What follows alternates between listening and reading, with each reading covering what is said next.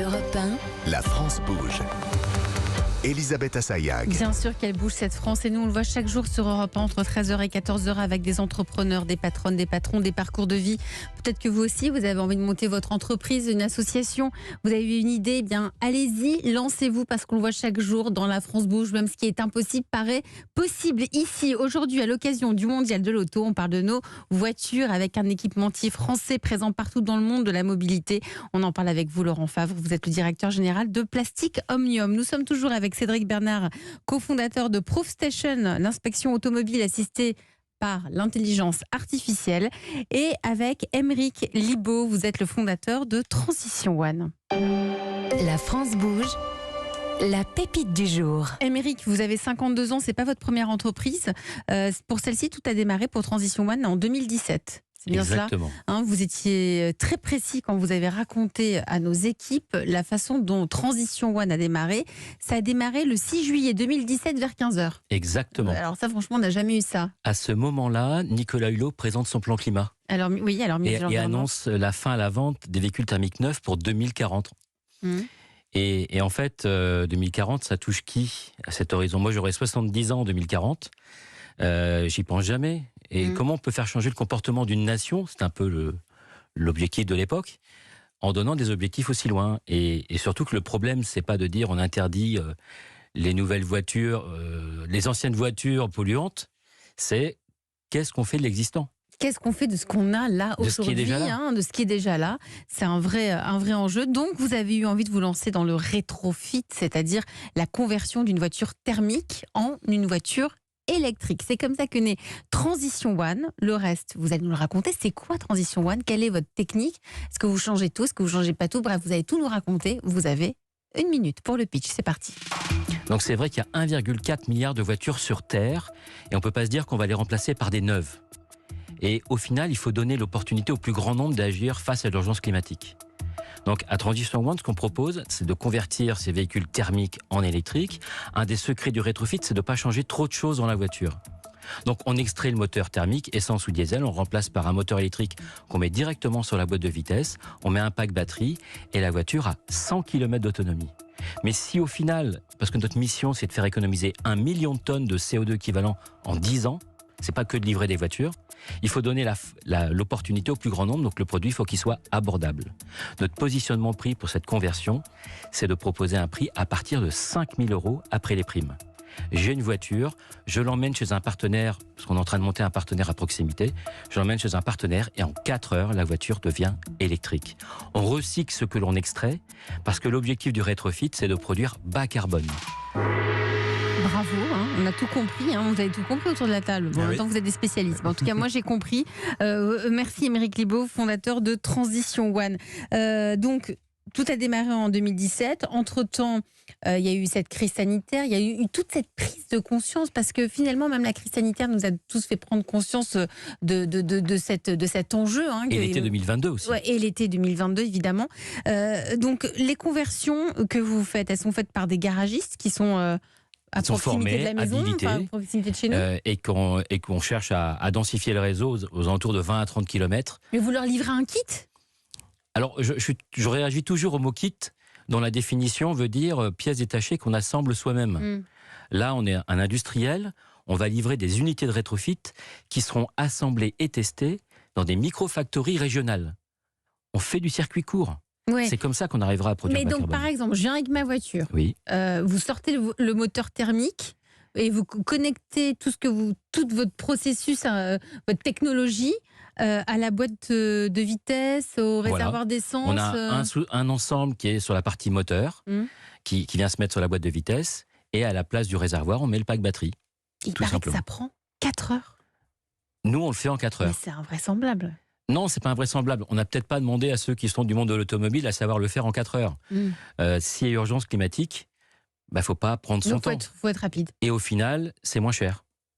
Mais ça risque pas, il risque pas d'avoir un danger pour les garagistes si on commence à aller à changer nos voitures avec votre kit. Le danger pour les garagistes déjà aujourd'hui, c'est que la voiture électrique va leur faire réduire leur activité de 30 à 50%. Et donc, nous, on leur amène une nouvelle activité qui a une perspective. Donc, vous à les 15 mettez ans. à contribution? Vous Oui, les faites participer en fait, à cette ça va transformation. être un réseau de franchise Mmh. ils vont faire ces conversions à proximité des clients. Alors, je me tourne vers Nathalie Carré, qui est en charge de l'entrepreneuriat à la Chambre de commerce et d'industrie, qui analyse chaque jour nos beaux projets d'entreprise qui nous arrivent à la France Bouge. Bonjour Nathalie. Bonjour Elisabeth, bonjour tout le monde. Alors donc vous avez analysé Transition One. Déjà les points positifs, c'est cette technique de rétrofit qu'on connaît quand même depuis les années 80. Hein. Mais même les années Même 50, en 50, fait. même les années 50. Ça a été interdit en 54, mais en fait, on connaît ça depuis très longtemps. Donc, en Mhm. fait, on innove, mais finalement avec une grande expérience technique.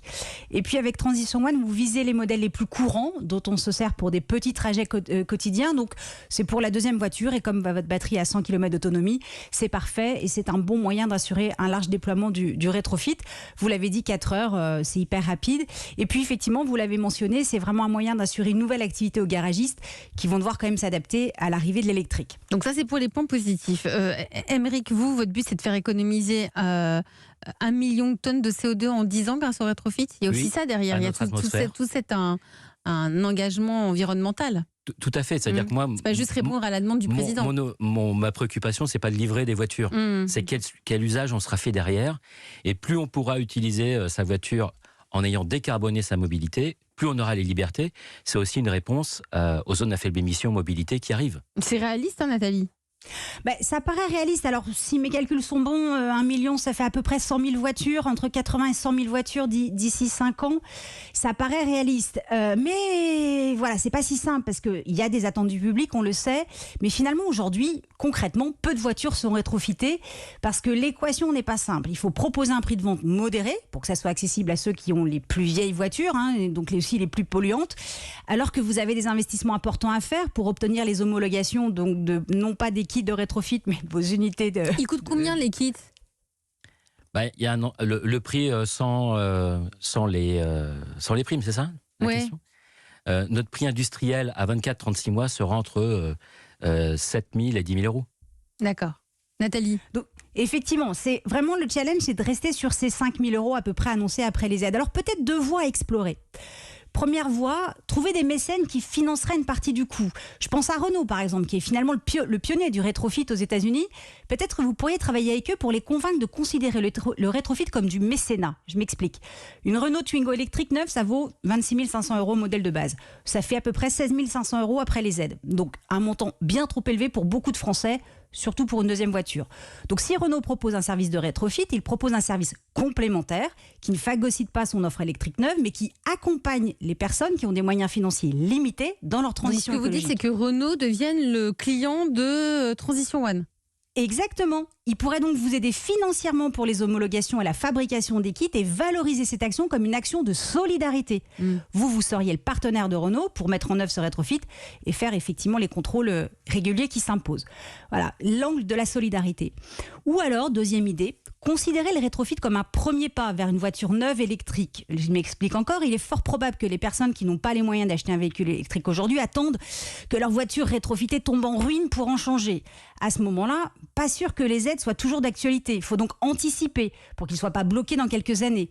Alors vous pourriez peut-être consigner vos kits. Les clients payent le kit aujourd'hui, mais au moment où ils veulent passer à une voiture électrique, ils ramènent leur voiture rétrofitée chez vous et ils récupèrent leur consigne. Alors évidemment, peut-être pas les 5 000 euros, mais un coup de pouce quand même. Voilà, l'idée, c'est que Transition One accompagne la transition écologique automobile de vraiment tous les Français. C'est votre objectif, Émeric Libaud? Ça va même plus loin. En fait, on cherche à inventer la voiture éternelle. C'est beau. La voiture que l'on pourra toujours entretenir, parce que là, maintenant, depuis les années 2000, les voitures sont traitées anti-corrosion. Donc, tant que le châssis est bon, on peut continuer à entretenir la voiture. Et cette voiture, qui deviendra électrique, évidemment, le moteur a une durée de vie plus longue qu'un moteur thermique. La voiture éternelle. Vous êtes en cours d'obtention des homologations, là. Oui, tout à fait. C'est compliqué. C'est un bon et long process, mais qui amène une assurance aux clients comme quoi ça a été validé. Et pour nous, c'est aussi un partage du risque. Vous en pensez quoi, Laurent Favre, directeur général de Plasticomium? Nous, on aime beaucoup l'idée parce que on est inquiet du fait qu'aujourd'hui le régulateur il soit très volontariste sur les voitures neuves qui sont très propres et qu'il ne s'occupe pas assez du parc. Or, c'est important l'existence. Oui, le vrai, c'est ce que disait Bruno tout à l'heure. Accompagner la transition environnementale, il faut prendre ce qu'on a déjà. En France, il y a 30 millions de voitures qui roulent et donc l'enjeu n'est pas forcément les 2 millions de voitures électriques qu'on va faire, c'est comment est-ce qu'on gère les 30 millions. Et donc il faut que tous on se creuse le cerveau pour se dire comment est-ce que je gère les 30 millions. Et donc, ce sont des idées qui nous parlent. On fait la même chose dans les bus. Je parlais de Safra tout à l'heure. Vous le rétrofit Non, on ne le fait pas directement, on le fait dans les bus. Il y a une entreprise française qui s'appelle Safra, qui est dans l'Occitanie, comme on dit, près d'Albi, qui prend des flottes de bus ou de cars et les rétrofit à l'hydrogène pour des régions. Et vous les fournissez donc, dans nous, on les aide dans le système hydrogène ouais, avec les piles. On travaille comme ça avec eux pour les aider justement, alors peut-être pas à la voiture éternelle, mais à la mobilité avec une longue durée de vie, mais qui s'adapte aux technologies modernes et qui s'adapte aux enjeux environnementaux. Donc je trouve ça assez intéressant. Il y a peut-être quelque chose à faire ensemble, non ? Il y a peut-être quelque chose à faire ensemble.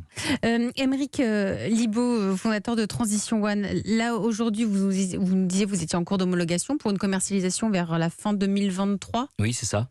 C'est ça. Vous y croyez ? Alors que ce soit fin 2023 ou début 2024. Non mais ça va venir, ça fait quand même depuis 2017 donc... Oui, mais le frein aujourd'hui c'est quoi ? C'est le financement. La filière a cherché à lever des fonds. Et en fait, c'est une disruption dans le domaine de l'automobile parce qu'on vend des voitures neuves, mais on n'améliore pas une voiture. Ça rentre dans les esprits, c'est de plus en plus accepté.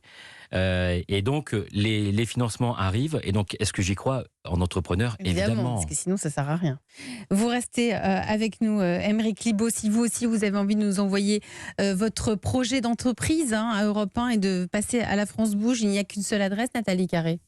Et c'est E1-lafrancebouge@europe1.fr. Premier juré, Charlotte Barrican et moi, on lit toutes les candidatures. Et vous aurez peut-être la chance de faire partie et d'être en route pour les trophées Europe 1 de l'avenir. Messieurs, vous restez autour de la table de La France Bouge avec tout de suite cette question. Vous faites quoi pour vos salariés pour qu'ils se sentent bien ? C'est quoi être un bon patron finalement ? Europe 1, La France Bouge. Demain, au travail. Alors Laurent Favre, je vais commencer par vous. Vous êtes le directeur général de Plastique Omnium. Aujourd'hui, il y a une grande question. Comment concilier le plus possible la vie au travail et la vie privée ? Je vous pose cette question à vous directement parce que vous avez 40 000 salariés, 150 usines. Donc, il y en a énormément qui ne sont pas éligibles au télétravail avec des horaires particuliers. Comment vous agissez pour le bien-être de vos salariés ? Je pense que la question est bien posée dans le sens où il n'y a pas le bien-être de tous les salariés, mais chaque cas est individuel et puis doit être traité de la sorte. On a effectivement beaucoup de salariés qui sont en usine, donc pour qui le télétravail n'est pas une option. Donc actuellement, avec l'essor du télétravail, on risque de créer une différence justement dans le traitement des salariés.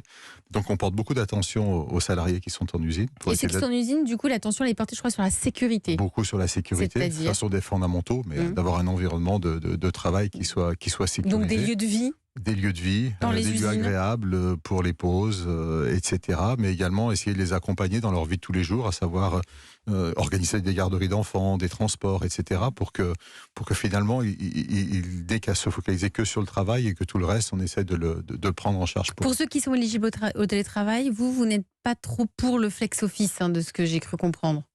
C'est-à-dire avoir un bureau, quand on arrive, on s'installe là où on trouve. Nous, on est très pour la liberté dans le respect. Donc la liberté, c'est-à-dire on propose du télétravail.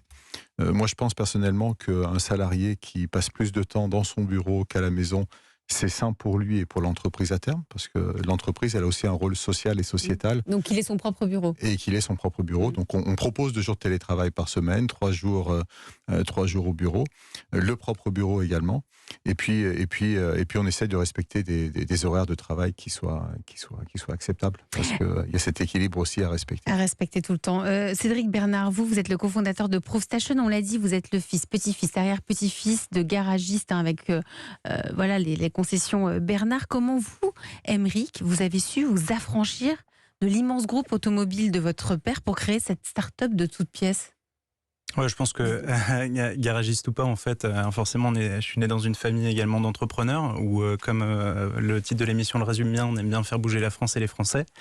Donc c'est pour ça que j'ai voulu créer aussi l'entreprise. Et de notre côté, on a également donc pas mal de démarches du coup aussi pour favoriser, comme vous l'avez bien dit, le télétravail aussi pour le formaliser, par exemple, malgré le Covid ou post-Covid en fait. On a également tout un plan de formation. On a une initiative intéressante à Bourg-en-Bresse, qui est d'ailleurs l'origine du groupe.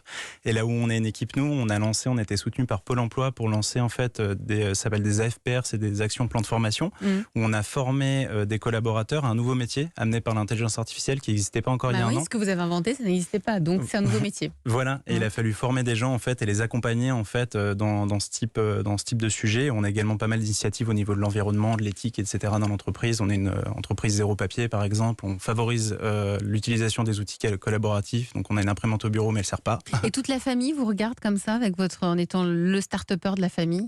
Oui, je suis un peu le fou, ouais. Vous êtes le fou. Je suis un peu l'original de la famille, ouais. Ouais, mais vous avez bien fait, vous êtes allé au bout de vos rêves.